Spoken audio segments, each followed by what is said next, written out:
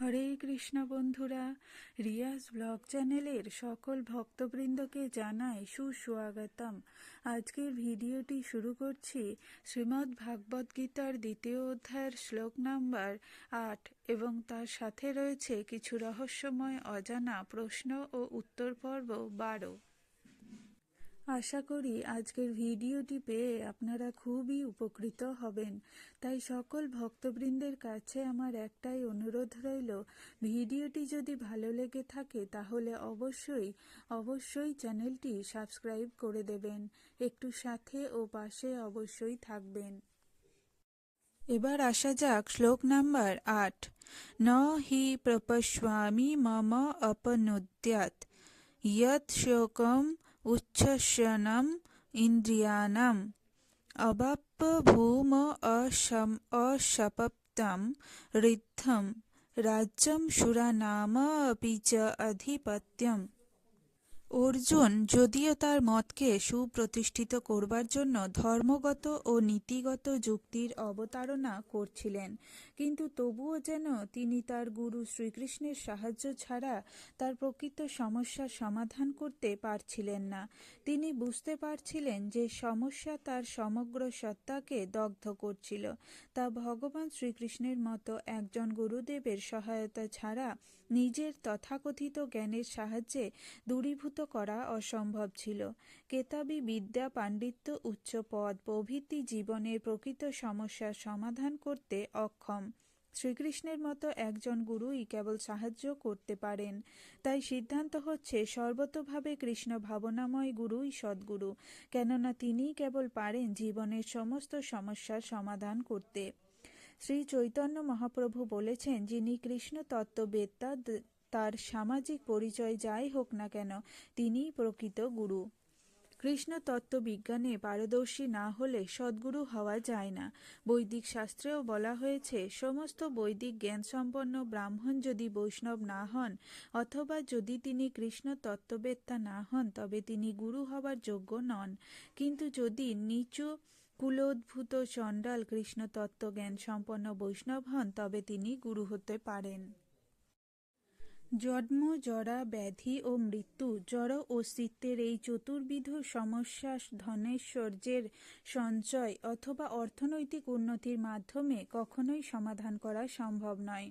পৃথিবীর বিভিন্ন প্রান্তে এমন অনেক দেশ রয়েছে যেগুলি সব রকমের জাগতিক সুখ স্বাচ্ছন্দ্যে পরিপূর্ণ, ধন ঐশ্বর্য সম্পন্ন ও অর্থনৈতিকভাবে উন্নত, কিন্তু সেখানেও জড় অস্তিত্বের সমস্যাগুলি বর্তমান। নানাভাবে তারা শান্তি পাবার চেষ্টা করছে, কিন্তু প্রকৃত আনন্দ লাভ করার একমাত্র উপায় হচ্ছে ভগবান শ্রীকৃষ্ণের উপদেশ গ্রহণ করা, অর্থাৎ শ্রীকৃষ্ণের যথার্থ প্রতিনিধি সদ্গুরুর মাধ্যমে কৃষ্ণ তত্ত্ব বিজ্ঞান সমন্বিত ভগবদ্গীতা ও শ্রীমদ্ ভাগবতের উপদেশ গ্রহণ করা। যদি অর্থনৈতিক উন্নতি এবং জাগতিক সুখ স্বাচ্ছন্দ্য মানুষকে পারিবারিক, সামাজিক, জাতীয় অথবা আন্তর্জাতিক প্রমত্ত তাজনিত শোক থেকে উদ্ধার করতে পারত, তবে অর্জুন বলতেন না, প্রতিদ্বন্দ্বীবিহীন পৃথিবীর সাম্রাজ্য অথবা স্বর্গলোকের আধিপত্যও তাকে শোকমুক্ত করতে পারবে না। তাই তিনি শ্রীকৃষ্ণ ভাবনার আশ্রয় অবলম্বন করেছিলেন এবং সুখ ও শান্তি লাভের সেটিই সঠিক পন্থা। অর্থনৈতিক উন্নতি এবং জাগতিক আধিপত্য জড় প্রকৃতির বিপর্যয়ের ফলে মুহূর্তের মধ্যেই ধূলিসাৎ হয়ে যেতে পারে। এমনকি উচ্চলোকে উন্নীত হবার প্রচেষ্টা, যেমন মানুষের চাঁদে যাবার প্রয়াস, তাও প্রকৃতির একটি আঘাতে বিনষ্ট হয়ে যেতে পারে। ভগবদ্গীতায় তা প্রতিপন্ন হয়েছে, ক্ষীণে পুণ্যে মত্তলোকং বিশ্বন্তি। সমস্ত পুণ্য কর্মের ফল শেষ হয়ে গেলে চরম সুখ ও সমৃদ্ধিপূর্ণ জীবন থেকে নিতান্তই নিম্নস্তরের জীবনে পতিত হতে হয়। জগতের অনেক রাজনীতিবিদই এভাবে অধঃপতিত হয়েছে। এই ধরনের অধঃপতন অধিক শোকের কারণ হয়ে দাঁড়ায়। তাই আমরা যদি যথার্থই শোকের নিরসন করতে চাই, তবে আমাদের অর্জুনের মতো ভগবান শ্রীকৃষ্ণের শরণাপন্ন হতে হবে। সুতরাং অর্জুন শ্রীকৃষ্ণের কাছে তার সমস্যার যথার্থ সমাধান করার জন্য আবেদন করেছিলেন, এবং সেটিই কৃষ্ণ ভাবনামৃতের পন্থা। এবার আসা যাক কিছু প্রশ্ন ও তার উত্তরে। পিতা যদি সবসময় পুত্রের সঙ্গে থাকে, তবে কেন সেই পুত্র কুপথে যায় এবং কর্মফলের ভাগী হয়? পিতা কি তবে তাকে সুপথে চালাতে পারে না? পিতা সর্বদা সঙ্গে থাকলেও পিতাকে অগ্রাহ্য করার মতো মানসিকতা পুত্রের জন্মাবে না, এমন নয়।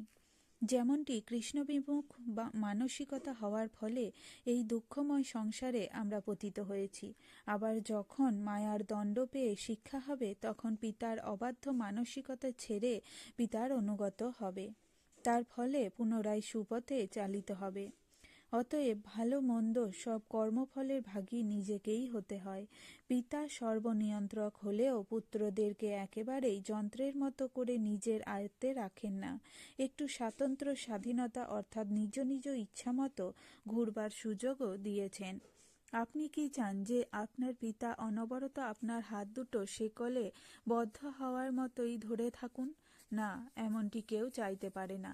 সুতরাং পিতার পরিচালনায় কোনো বিশৃঙ্খলা বা ঢিলেমি নেই, তা মহান মহান ঋষিবৃন্দও ব্যাখ্যা করেছেন।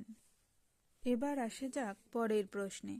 ৩৩ কোটি দেবতাদের মধ্যে ভগবান শ্রীকৃষ্ণই শ্রেষ্ঠ, কিন্তু অন্যান্য দেবদেবীদের প্রতি নববিধা ভক্তি দ্বারা আরাধনা করা যায় কি?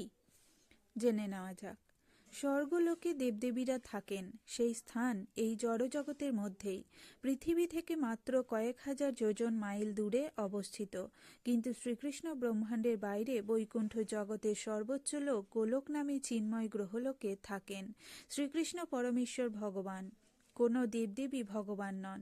দেবদেবীরা ভগবানের ভৃত্য মাত্র। কৃষ্ণের অনুমোদন ব্যতীত তাদেরও কোনো ক্ষমতা নেই। স্কন্দপুরাণে ব্রহ্মা নারদ সংবাদে বলা হয়েছে যে মূর্খ শ্রী কৃষ্ণকে বাদ দিয়ে অন্য দেবতার উপাসনা করে সে অমৃত বাদ দিয়ে বিষ পান করছে। মহাদেব পার্বতীকে বলেছেন, হে কল্যাণময়ী দুর্গে, গৃহী ব্যক্তিরা সমস্ত দেবতা ও পিতৃপুরুষকে অতি যত্নে পূজা করবে। যদি দেবতা বা পিতৃগণের মধ্যে কেউ পূজিত হলেন, কেউ অপূজিত থাকলেন, তাহলে সেই গৃহীর সমস্ত পূজাকর্মই নিষ্ফল। কিন্তু শ্রীকৃষ্ণের পূজা করা হলে গাছের গোড়ায় জল দেওয়ার মতো সমস্ত শাখা প্রশাখার রূপ দেবদেবীদেরকে আলাদা করে জল দেওয়ারও বা পূজা করার প্রয়োজন পড়ে না। বৃক্ষ মূলে জল দিয়ে যেমন আপনা আপনি শাখা প্রশাখা দিতে জল দেওয়া হয়ে যায়, তেমনি কৃষ্ণ পূজাতেই সবারই পূজা হয়ে যায়। সেই কথা শ্রীমদ্ ভাগবতে বলা হয়েছে। শ্রীকৃষ্ণ অর্জুনকে বলেছেন, একমাত্র ভগবান শ্রীকৃষ্ণের শরণাগত হওয়ার কথা বলা হয়েছে। আর যারা কৃষ্ণকে ছেড়ে বহু দেবদেবীর পূজা করছে, সেখানে ভগবান বলছেন তারা বিধিহীন হয়ে পূজা করছে। এবার আসা যাক পরের একটি প্রশ্নে। শিব, দুর্গা ইত্যাদি দেবদেবীর পূজা না করে কেবল শ্রীকৃষ্ণের পাদপদ্মে সম্পূর্ণরূপে আত্মসমর্পণ করলে দেবদেবীরা কি অসন্তুষ্ট হন? আসুন জেনে নেওয়া যাক। শিব ঠাকুর বলছেন, শ্রীকৃষ্ণ যার প্রতি প্রসন্ন হবেন, ব্রহ্মাদি সমস্ত দেবতাই তার প্রতি সন্তুষ্ট থাকেন।